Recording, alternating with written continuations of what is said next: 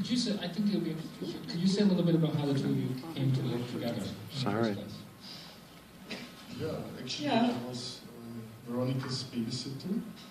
I mean, not hers, but the one of her children, which was amazing because I was 13 at the time and I was allowed no responsibility at home. It was really shocking that there was someone really willing to letting me take responsibility for children. But they're still alive. I had no idea who you were by then. Yeah. But I was a film fan back then, and I wasn't paid in cash money, but in video cassettes. We rented together at the video store and watched together, and out of that we grew some kind of friendship, and we understood that we have the same maybe vision of cinema, or what films can be like or should be like. We feel the same towards cinema. That's, I think, the most important thing if you want to do films together is that you trust each other and know what you're talking about. And we feel the same, I think. You talked a bit about how you collaborate as writers. Could you say a bit about how that works on the set as co-directors? The same thing, which is, yeah, it's funny because, like, there was one day Michael Haneke would ask us, so that cannot be possible that two people, two egos would be able to direct together, that one has to be the boss, he said. And yeah, we said no.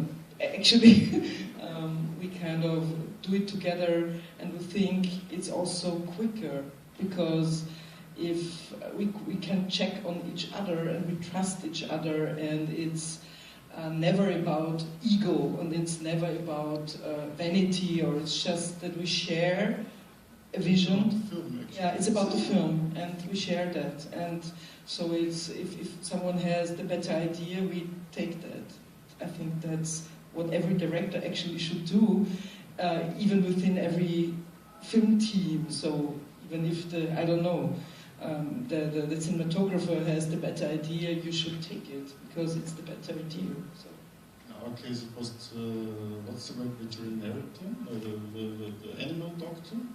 He was like, he was like taking care of the cockroach trainer. And the cockroach trainer listening to all these great people, and they all had something to say about good advice. Yeah, and had good advice. So you just have to listen to that and take it if you think it helps your film. So that's what we do. We just listen to interesting people and take their advice if you think it's good.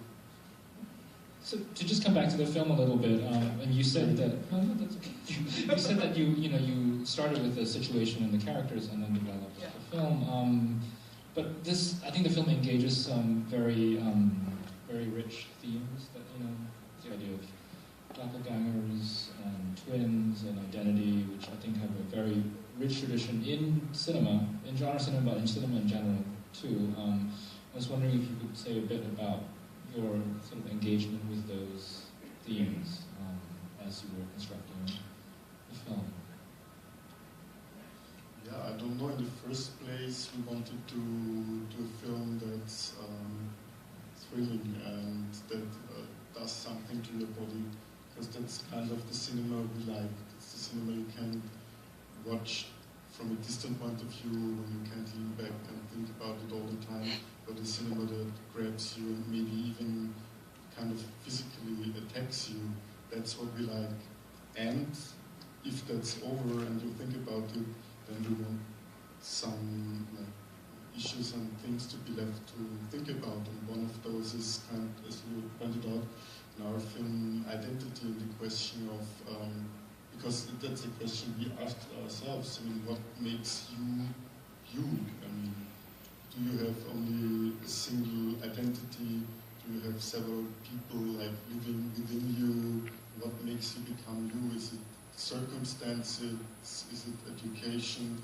That was just like questions we asked ourselves and wanted to like ask to other people maybe as propositions, but not in a distant way, but in a packed in a thrill ride. We hope so. In terms of structuring the film, now that we've all seen the film, there's spoilers, but there's obviously, I guess you could call it a twist at the end, but it's also something that I feel like it's a very, it's a twist that's kind of earned. It's like something that you actually, it's a twist that doesn't feel like a cheat.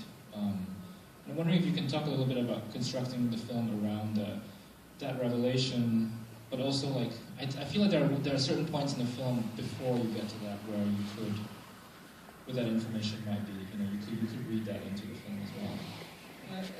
May sound strange, but the twist is not that important to us actually.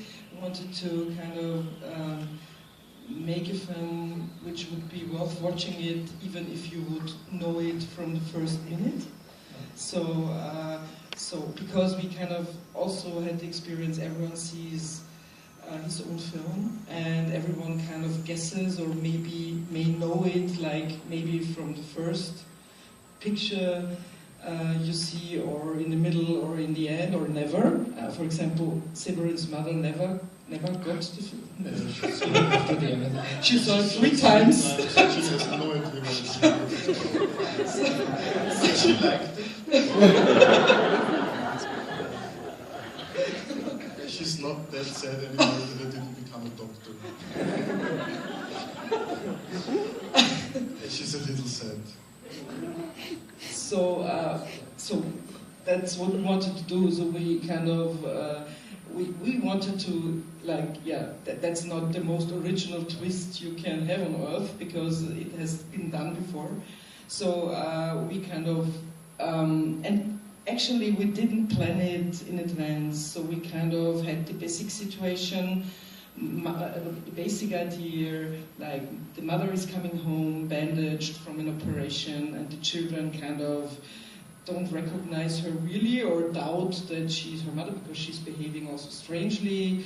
And so then we kind of took the situation further and like further and further, and we didn't plan in advance that the twist actually.